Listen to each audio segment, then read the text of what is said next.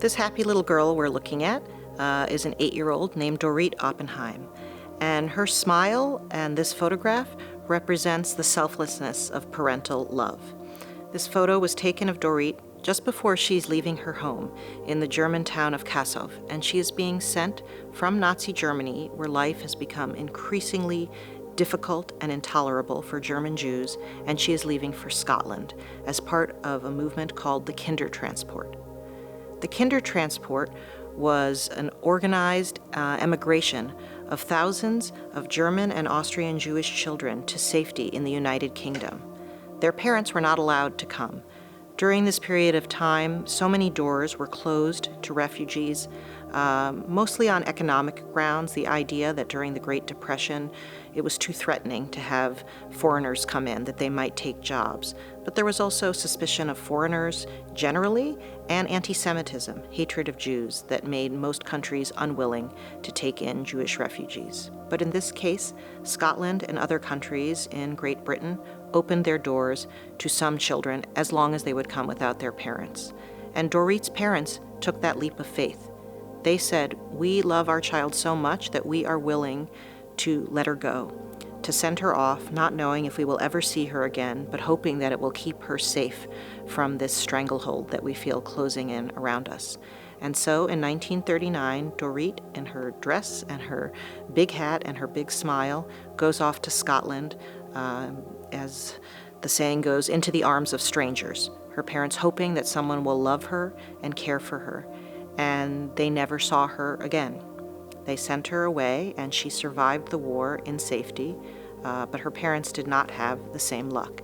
And after this sacrifice, they themselves fell victim to a fate they could not know was coming, but that they feared something terrible would happen, and they themselves were deported to the Auschwitz killing center and were murdered there. So Dorrith went on to live a healthy life, but she was orphaned, but she survived because of her parents' desperation to get her to a refuge, to a safe place, and also their selflessness, that they loved her enough to let her go. I think we see in the face of Dorrith and the thousands and thousands of other refugee children from the 1930s, from the period of the Holocaust, the fact that children are so often caught up in these situations, not of their own making, but are victims of it. Their childhoods are stolen at the very minimum, and then lives are lost. And I look at my own country, at the United States, and I look back at our history from this period, and it's a history of failure. Our doors were closed to almost all who were seeking a safe place to land. They were closed because of hatred, because of racism, because of hatred of Jews, of Asian people, of people who looked different or practiced a different religion. And in fact, we didn't have a refugee policy here in the United States until after World War II. There was no separate category for people fleeing violence or seeking asylum. You just were part of the regular immigration line. And so I hope, and part of why we tell this history, is not just to make people sad or to see who was the lucky one and who was the unlucky one, but how can we do better? What do we as a world community and as nations and individuals owe people who life has dealt a terrible hand, where it could have been us in place of them?